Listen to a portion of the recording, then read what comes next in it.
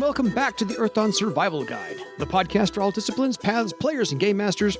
With your questers, Josh and Dan, I am Dan. I am Josh. And on today's podcast, we'll be discussing all things quizzical, episode, I don't know, billion or something like that. We're way into the weeds on the counting of these things. I forget exactly where we are. But anyway, we're going to answer all of the listener emails that we got recently and see if we can pick Josh's wonderful, fantabulous sewer trap of a brain and see what we've got for answers. Unless Josh has anything he wants to talk about first. No. Merry Christmas, Happy Holidays, Happy Hanukkah, Joyous Kwanzaa, whatever, like all of the various celebrations. Christmas, Hanukkah, Peaceful Kwanzaa. Solstice.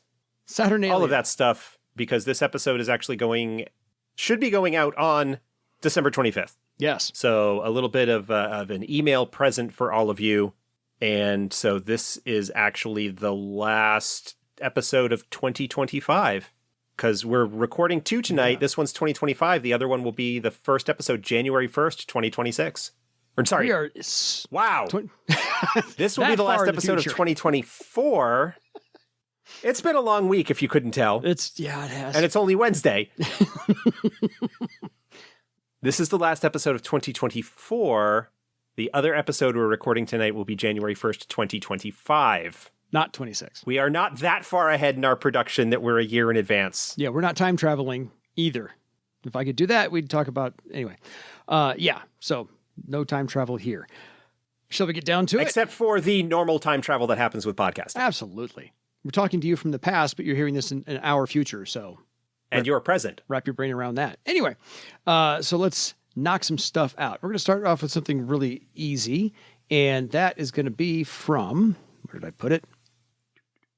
Patrick, I believe. Hey, Dan and Josh, I'm currently listening to your latest podcast, and I would like to ask you to forward my contact to the person from Australia asking about the Foundry VTT. I'm responsible for the modules and the system and can be reached directly via Discord. Patrick Moorman, Mohrmann on the FOSSA Discord. The Foundry Earthdawn, or the Ulysses Earthdawn channel as well, is writing me a private message. In addition, you have the option to create issues in the system setting option of Foundry, which will lead you to GitLab, GITLAB. We are currently working on a very big overhaul of the current system, which will end up with a more modern-looking and future-proven user interface and backend for future Foundry versions and a great deal of supportive options for other modules. This might create the feeling that there are not so many updates on the system currently as there used to be. Nobody should be shy about asking any questions about Earthdawn Foundry related stuff. I have a question in addition to my request. I have my group now playing through Prelude to War, and I was wondering about the orichalcum orbs you mentioned during the history session very early on of the podcast. I really like the idea of it, but couldn't find any not on it so far. Could you tell me where to look, please? Thanks a lot, and great to have you back. I really missed listening to you both. Patrick. Well, thank you, Patrick. Where you look for that information is in Lou's brain. The loci, the orichalcum nodes that were intended to be part of, or that were mentioned in the outline for Barsave at War, were something that may have been hinted at in one of the source books, but was not something that was ever really talked about. If there is anything, it's possible that it's in the Vivain box set, but my knowledge of them is from that outline and from other things that Lou has talked about outside of source books. Fair. In addition to the one under Vivain, I think he had postulated that there may have been one under the wastes, and that's part of the reason why they are the way they are as a possible idea. But yeah, there really isn't anything concrete, as far as I'm aware, in any of the actual published books. I think the only place that one might actually be talked about is in Living Room Games, their version of Barsave at War. Yeah. Because it does involve the events there. But there's not really a whole lot of information, and basically it is a bit of orichalcum, a probably sizable bit of orichalcum that is under Vivane and located in other parts of the world that the Therans, particularly the immortal elves behind Thera, are using to artificially maintain the magic level of the world. Fair enough. I figure if you either follow this podcast on Facebook, Lou might actually answer your question in his feedback when he listens to us. Yeah, that's a possibility. He may have a little bit more insight about that sort of thing and recall if there was anything mentioned in an actual first edition book. We haven't really done anything with it in fourth edition beyond a possible reference in the history chapter, but I don't think we did anything in particular on that. That's a possibility. If you are in the Facebook official Earth Dawn group, then he may very well provide some feedback. If you're not, and he does, we may mention it on a later episode. Yeah, fair And enough. if there's anybody else out there, Council of Joels, who might know of any other references within the books, that is also something that we welcome in terms of information. I have a lot of Earth Dawn lore in my head. There's a lot of stuff that I can bring to mind, but that is not one that, as far as I know, actually has any presence beyond maybe the one reference in Living Room Games Bar Save at War. Fair. So, dusting off the dust bunnies of knowledge in Josh's brain. So, there's a follow-up from Patrick, by the way. He said, hey, again, I just wanted to add that all the tutorials on Foundry are fan-made as well.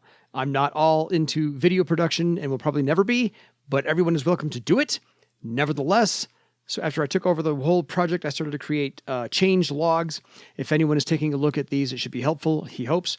In addition, the videos from Far Scholar, big thanks to him, are pretty good to get started with everything as to how to use Foundry VTT. They are on YouTube.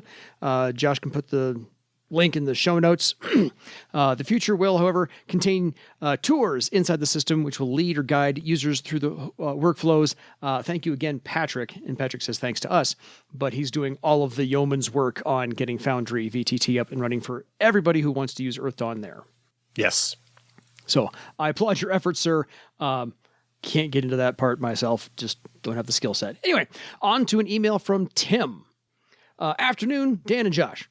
Well, it's evening where we are, but we appreciate you coming to us from... Time. Yes, time. Weird. Wibbly wobbly. Absolutely. Thank you for the continuing podcast, as it is giving me insight into the world of Earth Dawn. It has inspired some of the adventures of my players who are currently attempting to rescue their care, as it has been broken into by horrors and they need to extract the name givers. Their only problem is that it is in the Badlands. They've currently made it to Travar, and are now trying to work out a way of getting 9,000-ish people from the Badlands to Travar. I think it's going to involve a variation on Earth Gates, airships, and the Gateway spell, but who knows what the players are going to come up with. Anyway, on to my questions. Looking through the player's guide, I cannot see a way for a non-mounted name giver to move more than his or her standard movement rate apart from sprint, Mantle of the Woodland Hunter, etc. What were the reasons for not allowing people on foot to charge?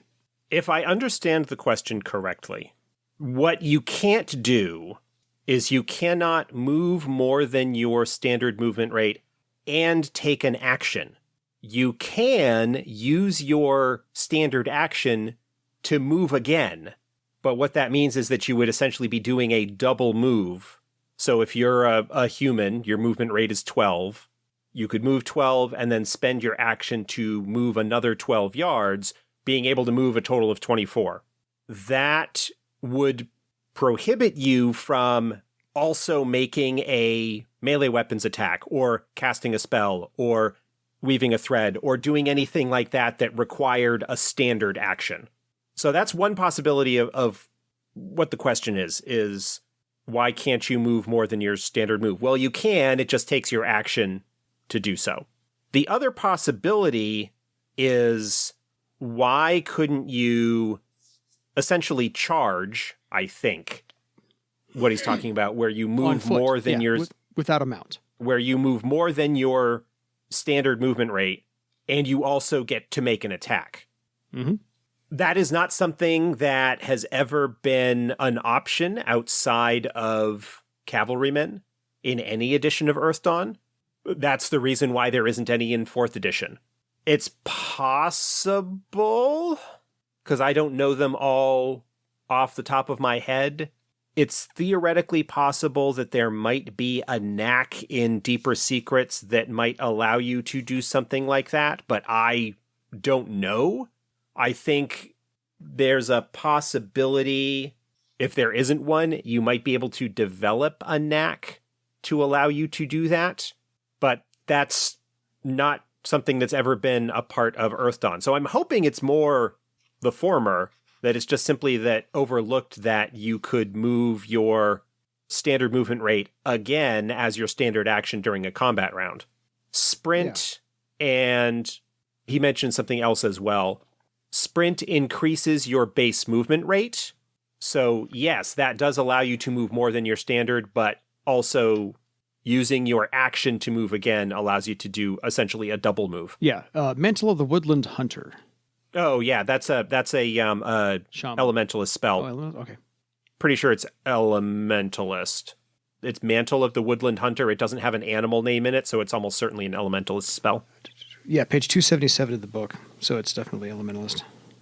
So that also, I guess, provides a bonus to movement rate. That is a different thing from being able to take your action to move again.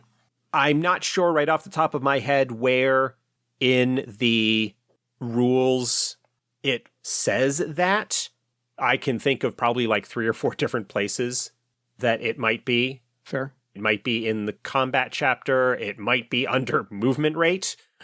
I don't know off the top of my head. Here's what I'm trying to figure out is what you're trying to get from it. I'm trying to figure out what you're trying to get from a charge on foot. Yeah. Because a mounted charge is obviously to be used by cavalrymen. So a charge as it reads, the adept increases the effectiveness of a successful charging attack using his charge step in place of his strength step for damage. He must be mounted, so forth and so on. Makes a charge test in place of a strength test to avoid losing his weapon or being dismounted by lance or spear attacks. Yada, yada, yada. So basically, what you're looking for is you want to use your charge step in place of a strength step for damage? Is that all you're looking for? The question is not completely clear. The way that the question is phrased makes it sound like it's just simply a thing about movement rate. Aside from Sprint and Mantle of the Woodland Hunter, why can't you move more than your standard move?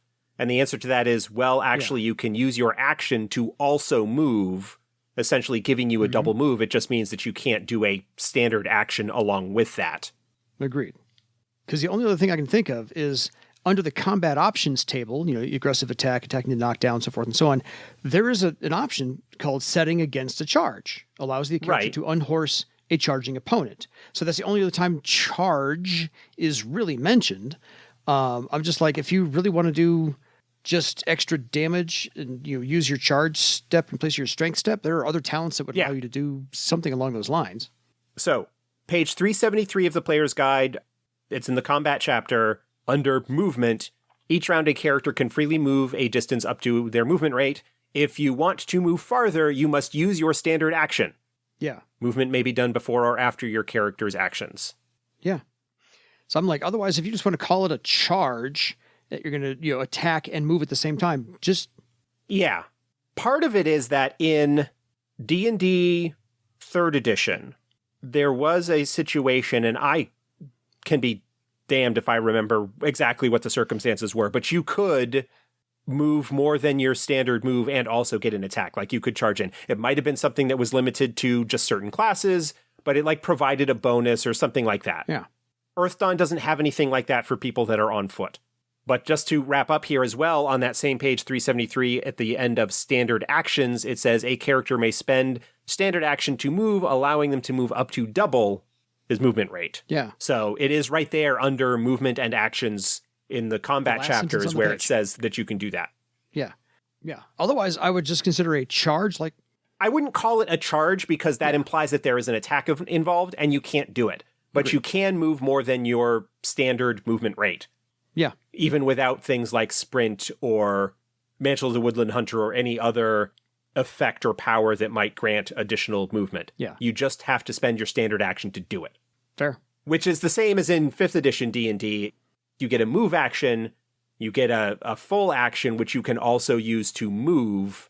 So it's that kind of thing, is that basically if you want to move farther than your base move, you need to sacrifice something else, and in Earthdawn's case, it's your standard action, which by doing so would then potentially preclude you from using certain simple actions. You couldn't, for example, I don't believe, use second attack, for example, even though it's a simple action and would not have been used up. Second attack has a prerequisite of you attacked once already with your standard action, and you can't do that if you do a double move. Fair. I'm hoping that it's just simply a case of I couldn't find where it said you could move more than your 12 yards if you're a human kind of thing. And that's on page 373. Anyway, moving on. Yeah. Fair. Yeah.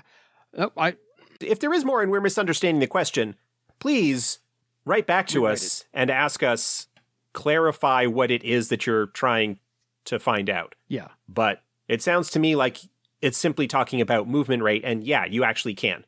It just requires your standard action to move again up to your movement rate. Yeah. I was thinking if you're just looking for for additional damage on that, just call it an aggressive attack, because it's basically But the thing is, aggressive attack is a particular option. Aggressive attack is a combat option that you need to declare, and you need to be doing it with an attack. If you are going to be attacking, yes, you can't do that additional move. You need to make choices in terms of what you're doing. So, if you want to have it be a charge, okay, yeah, but you can't move more than your standard movement and attack, regardless of whether you're doing an aggressive attack option or not. Again, there may be knacks, there may be, with the number of talents and various other things that are in the game, there may be something that I am forgetting off the top of my head, but from a basic standpoint, you can do a double move, it just precludes you from also making an attack that round. Yeah. I wanted to present him all the options, just to see what he was looking for. I think that just is complicated. Again, if there is something else that he is looking for, please write back and clarify and let us know. But you cannot be on foot and charge the way that a cavalryman can charge. The reason the cavalryman can do that is twofold. One, magic, although any mounted character could actually do that. The second reason is that it is actually the mount that is doing the moving, not the character. Yeah. And so the character still has their standard action that would allow them to attack. Agreed. They are taking advantage of that. They are being carried. Yeah. I'm just here to gum up the works. Anyway, he's got further questions. What is the reasoning behind the Great Leap movement rate cap for distance? I honestly don't remember. That's something that has been around for a while. Yeah? I know it's something that was a limit in 3rd edition. I'm pretty sure it was a limit in Classic. I could be mistaken on that. I don't remember the specifics on those. Again, as I have said many times on the show, I've got like 6 different versions of things in my head and sometimes can't be clear on what it is. But it's in each direction. So if you roll high enough, you could do it both vertically and horizontally. Yeah. In those distances. I don't remember off the top of my head what the reason for that restriction in the first place was. That's one of those things that, because of the way that I was working on things with 4th edition, it was the way that it was, and I didn't really have any compelling reason at the time to question it or change it. Looking at 1st edition, Great Leap in 1st edition also had that limit. To use this talent, the character rolls his Great Leap dice. The result is the number of yards they can jump up to a maximum of their combat movement. Combat movement being the equivalent of movement rate. So it's something that's been in effect since the beginning. Yeah. So that has always been a limitation in the game. Fair. Okay. I don't know why it was done that way, but that's the way that it has always been. Yeah. Fair enough. I think because if you get exploding dice, sometimes you can get like into the 20s and 30s and 40s on random things, and you're like flying like the Hulk at that point. Yeah. Maybe that was it. You could argue, well, magic, but agreed. It's something that has always been there, I think, perhaps to have some kind of limitation on things. Actually, Great Leap in 1st edition was even a little bit more restrictive because up to 1/2 the jump distance may be vertical. Yeah, because Great Leap and Lizard Leap had to get merged later on, so Lizard Leap was also the other thing. They were two separate talents. Yeah. They were combined definitely in third. They might have been combined in classic, but I don't think so. But it was a limitation that was in place. It's always been there. I'm not sure of what the reasoning for that might be. Probably to prevent actual flying stuff. Fair. Check Facebook for Lou's answer to that one, just in case he's got some insight we don't have. If he can recall. Yeah, if he can recall as well. Okay. That is a rules thing that may have been in place before he really came on board. He didn't do a lot of work on the actual original core rule development stuff. Mechanics? Any of it. A lot of it was come up with by Chris Kubasik and Greg Gordon and stuff like that. He came on as line developer, but as I seem to recall him saying that everything was, for the core rulebook and companion, was largely in place when he came on board, and so was not significantly involved. He was, I think, maybe involved in some of the playtesting, and some tweaks might have come about as a result of what he was involved with there. He might have some insights, I don't know, but it's always been there. Fair. No worries. One last question, and then so we can move on to the next email. Recently on the Discord, there was about thread items and whether they had to be a singular item or whether multiple items could be a single thread item. What are your thoughts on this?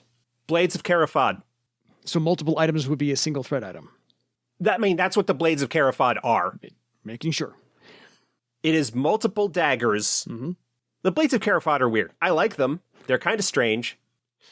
I think generally for the most part, aside from the Blades of Cara, Fahd, every published example that comes to mind of thread items is an individual item. Even things that are a set, like, for example, the Talismans of Dianus. There's like three parts of it. There's like three whatevers of Dianus. Mm-hmm. There's an amulet. There's a whatever they are. I don't remember off the top of my head. But there are like 3 items, but each of them has its own thread thing. I might even argue that what's actually going on with the Blades of Cara, Fahd is that they are, in fact, 7, I think there were 7 of them, blades. Mm-hmm. Each of it is its own unique thread item, but they all happen to have the same powers because of their significance to the group that they were the pattern items for, or the group pattern items. Again, the blades are weird. It's theoretically possible, I guess, that a thread item... See, now I've got to go and look it up and see how it was written up. Fair. Because I was thinking, he didn't give an example, but I was thinking of an example like maybe you have a headband and or a brooch or a bracelet. Maybe all 3 of those together would be the pattern item. And if you only have 2 of them, then the magic and the effects don't... Or I don't know. I'm offering an example he didn't provide. Generally speaking, the way that patterns and true patterns work, you would have a really strange situation for something like that to come about. Yeah. I'm pulling up blades here. Fair. To see what it says in the write-up. So it sounds like the blades are individual magical items that have a group pattern. I don't know. I need to see how they were originally written up. Gotcha. Okay. The way they are written up, and then this was sort of what the question is. So, the Blades of Cara, Fahd are a match set of 7 daggers, blah, blah, blah, blah, blah. The important thing that I was looking at, only members of a group that has previously formed a group true pattern can use the magic of the blades. Each individual dagger is meant to be carried by 1 member of the group, and each character weaves their own thread to their dagger. However, the write-up has it as maximum threads 8. Essentially 1 thread for each dagger, because there were originally 8 daggers. Yes. And that's part of the history behind them. We will talk about the Blades Adventure collection in the future. Yes.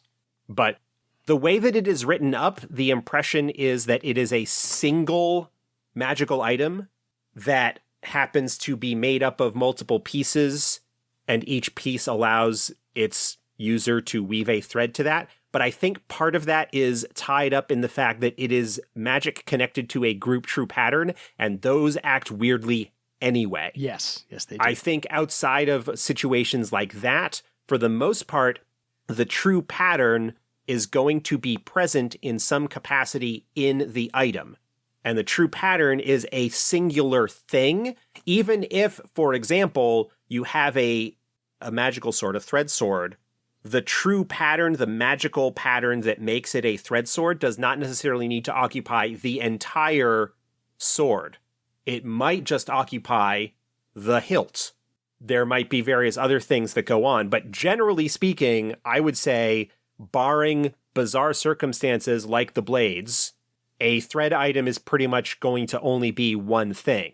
Now, you have an example like the sword and shield combo, smoke and mirror.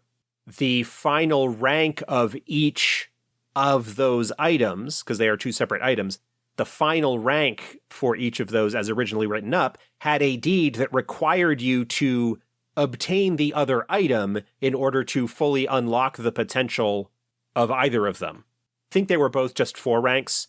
The rank 4 deed for smoke was you needed to get mirror, and the rank 4 deed for mirror was you needed to get smoke. So you were limited to rank 3 if you just had one of them. Once you got the other one, then you could eventually raise them both up to 2, and they were sort of designed and created to work together, but they are still 2 separate items. You could have magic items that do that sort of thing, where there are interactions, like you're talking about like a brooch and a bracer and a thing like that. That could be a set where having the set allows you access to higher rank powers that you wouldn't have if you just had one of them. Okay. That's certainly a possibility, but for the most part, again, magic is weird. You can have odd cases with magic, but I think for the most part, a thread item is going to be a singular thing.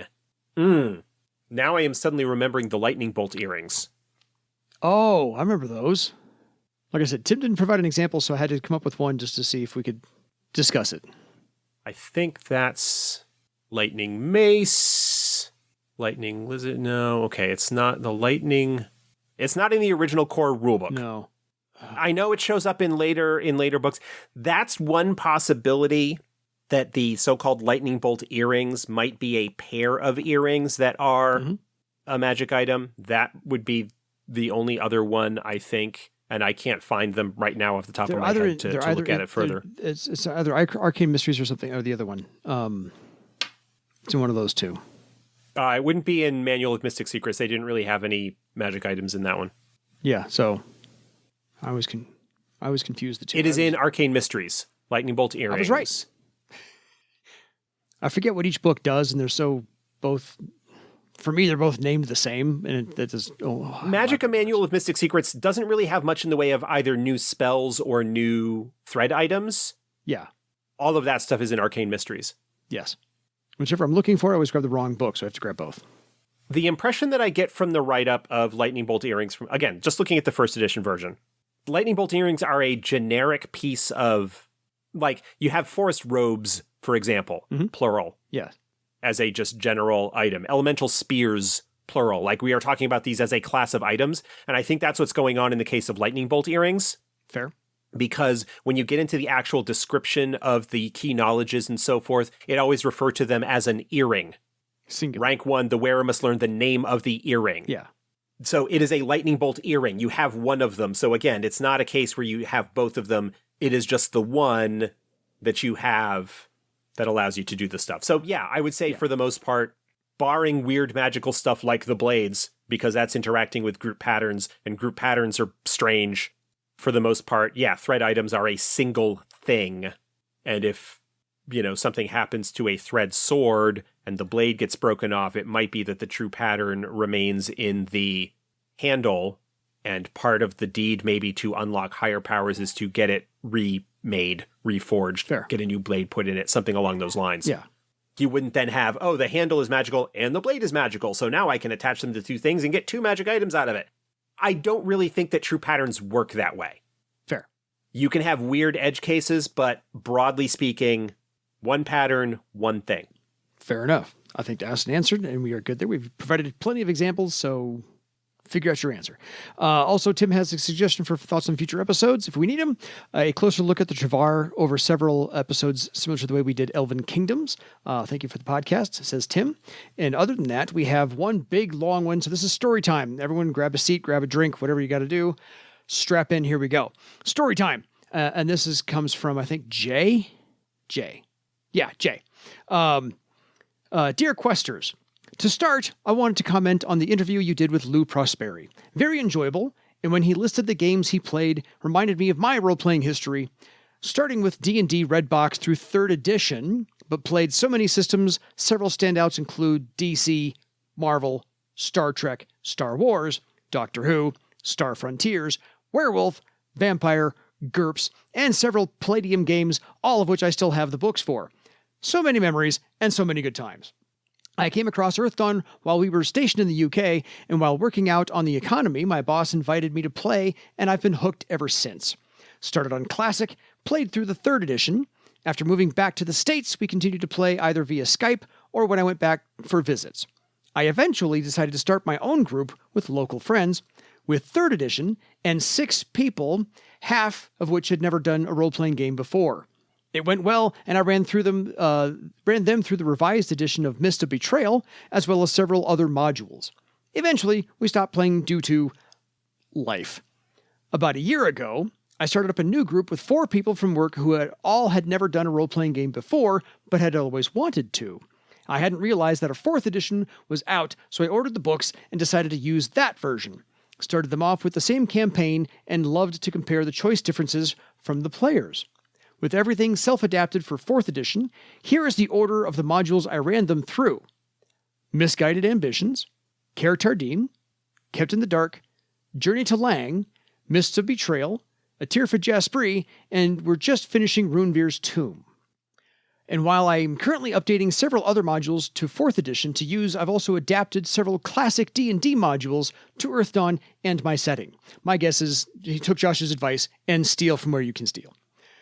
I did that in my original game. My starting adventure was a repurposed basic D&D adventure, Failed Society. Yeah. Why not? The plot's already written for you. Go for it.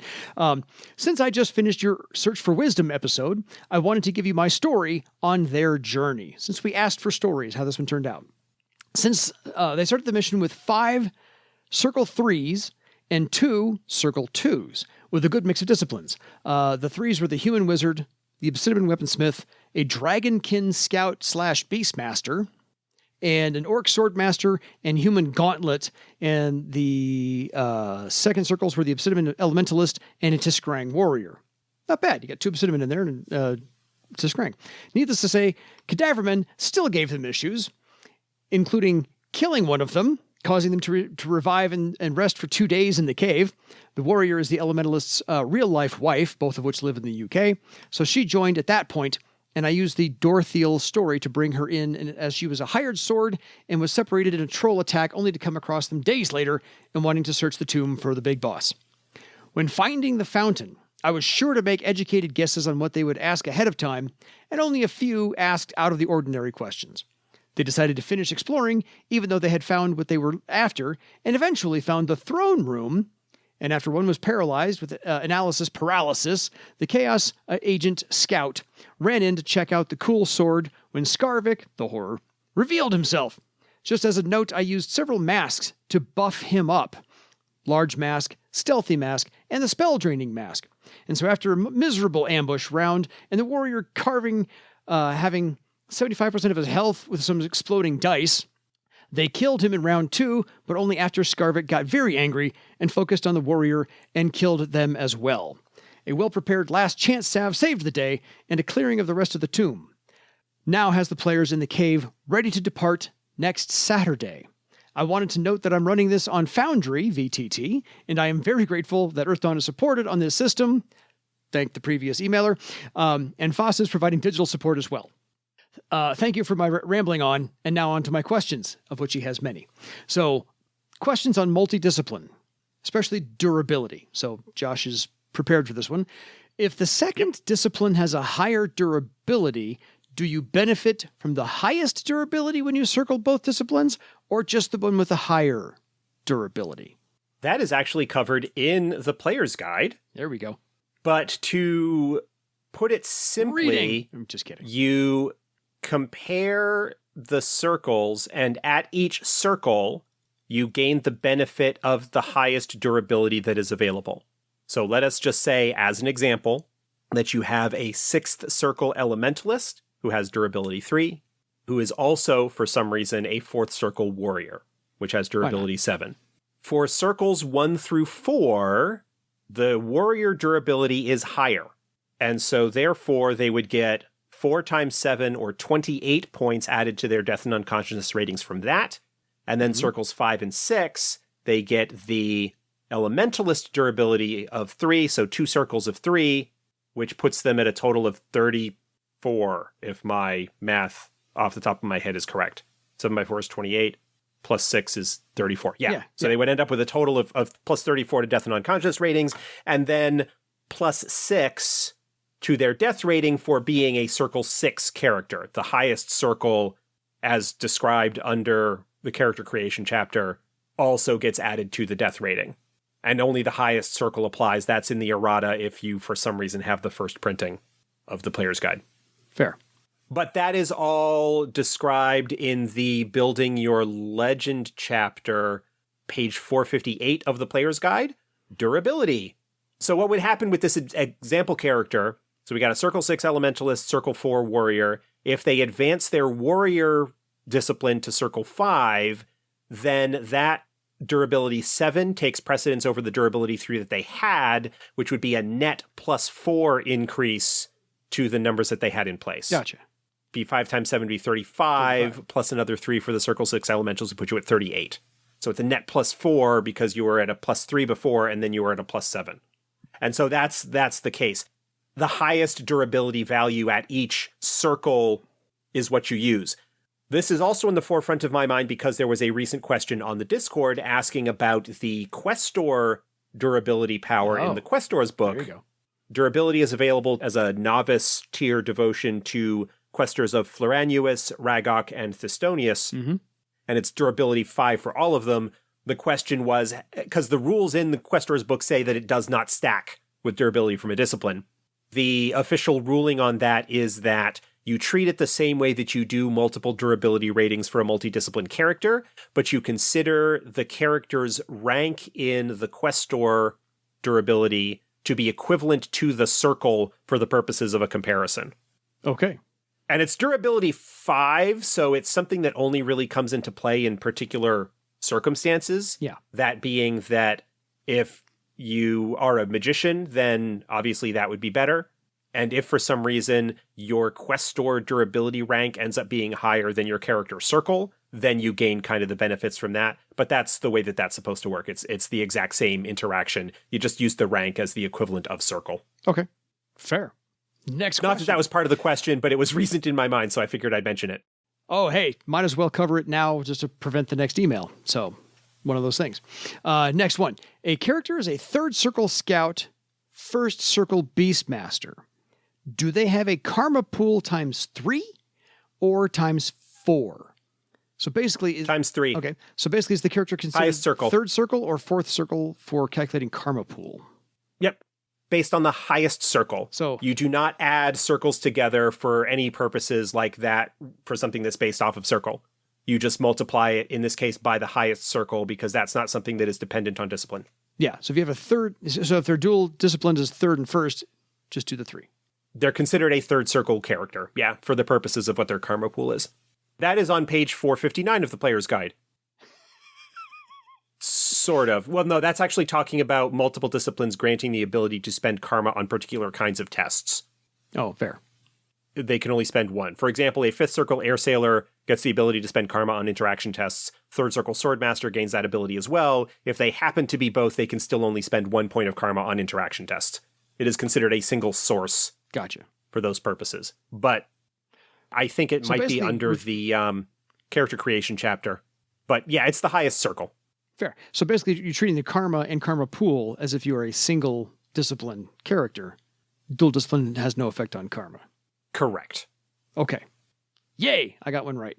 Okay, next question. I rarely get one right. For harvesting things from animals, what would be better use? You know, if you're collecting the hide or the organs or the eye, lightning lizard eyes, things like that, other special items on animals, would using the wilderness survival role for finding food satisfy this, or would you use a second survival role, or would you need to use an appropriate knowledge skill to do that? Okay. I think I understand. Like hunting. the question. Yeah. I feel like there are sort of two pieces to that. The first is, do they know that X bit of the creature is valuable? I would say that is something that would be based on a knowledge skill roll or potentially appropriate half magic or something along those lines. Creature lore. Yeah, to know that the lightning lizard eyes are valuable, creature lore, something along those lines. I wouldn't say that it's probably a very difficult test, but I would require a knowledge roll to know that. Fair. I could even maybe justify like a creature analysis roll. A successful creature analysis roll I might allow that. Raise the difficulty a little Although bit. technically that's not the rules of how the talent works. That's something that I would potentially allow. So that's the first question is, do they know that X is valuable? Yeah. That's just a knowledge skill of some sort generated however you choose. Yeah. The second part of that is then, do you require them to then make a successful roll to harvest said valuables parts? That's something that I would leave up to the GM. Mm-hmm. Wilderness survival would certainly be, I think, the most applicable skill/talent to apply to that. Fair. Though it's not something that is technically within the purview of the talent. It kind of falls under that umbrella. Something to keep in mind, like using the lightning lizard example, there's a maneuver that you can use against the lightning lizard and against similar creatures like that, where you can essentially target the eye or the bit that does like a magical power to prevent them from using it. I would say if you do that and you successfully cause a wound, preventing it from using that ability, I would probably say that also destroys the thing in question or makes it to the point that you can't harvest it for money. Yeah. I wouldn't gate that behind multiple skill tests personally. I would just make it be a knowledge test and then say you can gather them. I wouldn't be too difficult on that. If you want to require them to make either a wilderness survival or hunting. Physician test would be another one that I would allow. If they can make a compelling case for why a particular skill would allow them to do it, I would do so. Yeah, I wouldn't get hung up on the whole thing. It would depend on the particular organ being involved, how difficult it might be. Claws of a thing, you just cut off the finger. That's not a difficult bit of surgery. But lightning lizard eyes, you want to be careful that you don't puncture them. Glands or other organs that are inside a beast, Poison you want to be sacs. careful.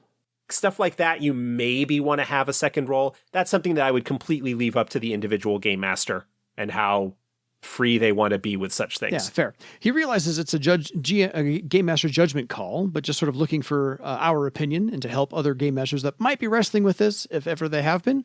He's inclined to do something where the second survival roll would be at a higher difficulty if you don't have the specific knowledge skill to coincide with harvesting. Yeah, I could... using the kind of rules for related knowledge that's in there, like if they don't have a specific knowledge but could make a case that a particular other skill might apply, requiring an additional success or something like that in order to be successful. It is well known that I tend to be permissive and be like, yeah, sure, you can do that. This just makes the game go better. That's all. Next question, game mechanics questions. So thinking cap on. Mine has a beanie on. Mine has the propeller on the beanie. Definition of one round. For things like combat options, aggressive attack, defensive stance, whatever, does it go from declaration until the end of the round or from player turn to player turn? Combat options like aggressive attack and defensive stance. I think he's thinking about initiative, maybe specifying if he goes right. third No, on the I line, understand what he he's doesn't asking. Actually get anything to happen until next time around, then he goes first or something along those lines. Because aggressive attack and defensive stance affect a character's defense ratings, the generally accepted consensus on that is that it's something that you need to declare at the beginning of the combat round, preferably before initiatives are rolled, and its modifiers apply for the entire round. Part of the reason for that is to prevent somebody who has weighed themselves down with heavy armor and thus is going to typically be acting last to wait and not declare aggressive attack until it is their turn at the end of the round so that they can gain the bonuses without having suffered the potential penalties of the reduced physical and mystic defense that apply for that. Fair. That's the generally accepted consensus on those, and that's why in the combat chapter, when it's talking about the declarations phase, those things need to be declared at the start of the round, because they have things that could affect what happens to a character before they otherwise get their turn. Fair. If you decide not to do that, and you allow them to make those declarations at the time of their turn in initiative, then you definitely want to make sure that it lasts at least until the character's next action. The potential downside there is that, let's say you have a case where somebody rolls poorly on initiative and decides when it gets around to their turn that they want to use aggressive attack. So they then are at that point suffer a negative to their defense ratings. And then on the next round, they roll really high and are going early. Then effectively those penalties never come into play because they expire if they decide not to continue the aggressive attack when their turn comes up. They exploded their die and they ended up with an initiative roll of 15 and happened to be going first. That's one of the potential issues of the non-cyclic nature of Earth Dawn initiative. Recent editions of D&D, you roll initiative at the start of the round and it is the same initiative count, so everybody kind of goes through the same order. Mm-hmm. And so it's easy in that case to determine how long something lasts because it lasts from when the person did it to the next time or however many rounds that it comes up. Yeah. And just in Earth Dawn, because of the way that initiative dice and the changing initiative work, that is something that could potentially be gamed. I don't think it's that big a deal. But again, the general consensus is declare it at the beginning of the round. It applies for the entire round. That way, if there are any negatives that come into play, you can't game the system by saying, oh, well, I'm going at 1. I guess I'm going to wait and then declare aggressive attack when my turn comes up so that I am not affected by the -3 physical defense penalty for the creatures that are pounding on me. Yeah. That's not cool. Yeah. So basically it's from declaration to declaration. Yeah. Which I'm just summarizing everything you said, but you said why. If you've been listening to the podcast, a recurring question that comes up every now and again is the timing on stuff like that. Oh, yeah. And it can just be tough sometimes to decide how you're going to handle that sort of thing. Agreed. There are positives and negatives to handling it both ways. But for combat options, pretty much at the beginning of the round, you declare it lasts for that entire round, regardless of when your turn might be in it. And then at the beginning of the next round, you make new declarations. Agreed. So since we're talking about initiative, since we just had this conversation, his next question, is initiative considered an action test? And what affects it? Wounds and such. Yes, initiative is considered an action test. I generally have it be penalized by wounds and that sort of thing. Even though it is technically not a success or failure kind of thing, the line between success test and effect test is somewhat blurry. But generally speaking, an initiative test is considered an action test for the purposes of things that are penalized by it. Wounds, for example. So yeah, I would say that it makes sense that being severely injured would hamper one's ability to react in the situation, how quickly you might be able to react to things going on around you in combat. So I think it should apply. I agree, because if you have wounds and you're trying to do air dance for your initiative, that would affect your air dance talent. I can't say self-explanatory, but that's the example I can come up with immediately. So if it affects your air dance talent, it should affect your initiative step anyway. I seem to recall that Morgan was of the opinion that unless something specifically said that wounds do not affect it, wounds will affect it. Yeah. More or less at that point, the one example that I know off the top of my head is recovery tests, because wounds affect those differently than they do other tests. Recovery tests, wounds specifically noted that they subtract from the result. They do not affect the step of the test. Yeah. If you are attacking with a sword, your wounds reduce the step of your melee weapons attack. And it would also reduce the damage step that you would make after if you successfully hit. Wounds suck. You don't want to get them. I don't want to be wounded. Nope. Healing potions are a beautiful thing. Take care of a wound immediately. Love those. Just generally, for the most part, unless the rules specifically say otherwise, assume that wound penalties and the like would apply to them. Agreed. So, 2 further questions and then we're done. Does a group thread or thread tied to a true pattern count toward your total per thread weaving? And can you only be tied to one group pattern at a time? 2 parts to that question. Question number 1, yes. Each thread that you have woven to a group true pattern counts towards the maximum limit of threads that you can have. Mm-hmm. And so if you have a group true pattern can actually have up to 5 threads attached to it, and each of those would take up its own slot and have its own rank of the thread.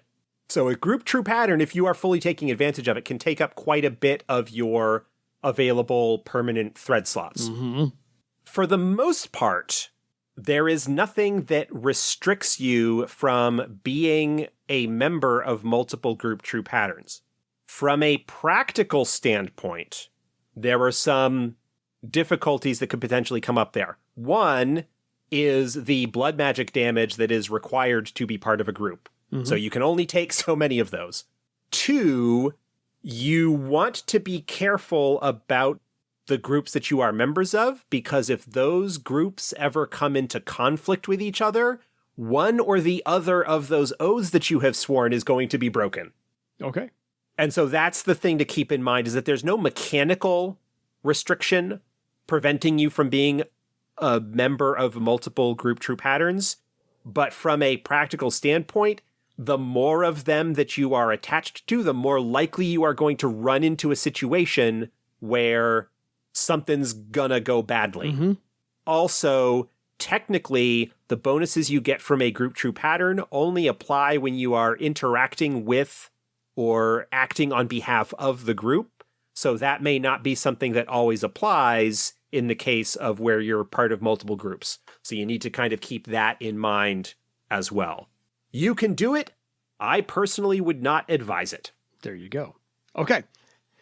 The one difference on that would be the oath that is part of being a member of a path, because paths kind of are using an offshoot of group true pattern magic of a sort. And so that one, like, I wouldn't think that it's weird for somebody necessarily to be a member of a path and also a member of an adventuring group true pattern, even though those are 2 different O's and could potentially cause problems. But that's different from being, like, say, a member of 2 different adventuring group true patterns or something. But it basically, you just need to be careful. Fair. You need to be careful who you swear oaths to in general. Fair. Okay, because magic is not forgiving. No, it's not. So this last question's worded a little weird, so help me out with this one here. Let's see if we can work our way through this one. Ranks on talents gained from magic items count towards duration and such, not just the overall step for rolling. Specifically, in regards to spell casting and spell duration, ranks and rounds, but I would imagine other talents would also be affected. Yes. If you have a bonus to a talent because of a thread item, anything that is affected by the rank of that talent factors in that thread when calculating it. So let's say that you have a spell casting, you normally have your spell casting at rank 5, you have a magic staff that giving you a +2 to your spell casting. For the purposes of determining your duration on a spell, it's as if you had a spell casting rank of 7. For the purposes of advancing in circle, you're still considered only to be 5. Those bonus ranks do not count towards determining qualification for circle advancement. Yeah. The one notable big red exclamation point exception to that is bonus ranks from magic items to the thread weaving talent do not give you additional slots to weave more permanent threads. Yeah, that makes sense. And that's why, for the most part, in 4th edition at least, the magic items should all have it listed as a +1 bonus to spellcasting tests, not a bonus to, to thread weaving tests, not a bonus to thread weaving. Mm-hmm. The latter. One indicates it's a bonus to the rolls. The other indicates that it is a bonus to the talent rank, which could conceivably open the door to... One reason for that is to just have there be a limit to how many permanent threads you can have. The second is it becomes really weird. You would need to keep track of which of the threads that you have woven are the ones that are attached to the bonus thread ranks that you have. So what would happen if that thread is not active? There's just a bunch of like weird bookkeeping edge case stuff that I just don't want anyone to ever have to deal with. So Fair. thread weaving is like the one big glaring notable exception. You cannot increase the number of permanent threads you can weave by weaving threads to thread weaving. Yeah, no.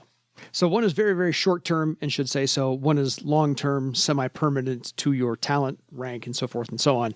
But Yeah. by all means, they should be listed that way in any of the books that you read for any spells, objects, blah, blah, blah. So we're all good. That wraps up our emails today. So Jay thanks us for our time. We thank Jay for providing us with time to talk about things on the podcast today. Any final thoughts or points of interest about anything we talked about tonight, Josh? No. Jay, if you use Discord at all, the official Fahd Games Discord has a really good community. It is always a good place to pop in and ask questions. Yes. And you will get often a couple of different answers. And if it's something that actually needs official clarification, I am on there and can do so as well. So it can be a way to get much faster responses to your emails than sending them to us and waiting for the episode to get released, because sometimes that can be a few weeks. The other place that you could do that sort of thing, the official Earth Dawn group on Facebook, likewise. It's not super active, but there are a bunch of people in it, and you can always pop in there and ask a question and get answers from that community. And I am in there monitoring things as well. The Council so of Jules. People can tag me if need be, and I can provide an answer. There is also an official Earth Dawn 4th edition errata document. There's a link. FahDGames.com/EarthDawn has a link to it. There's a link pinned in the Discord. Pretty sure there's a link pinned in the official Earth Dawn group that's got errata for quite a number of books and clarifications and stuff like that. Yeah.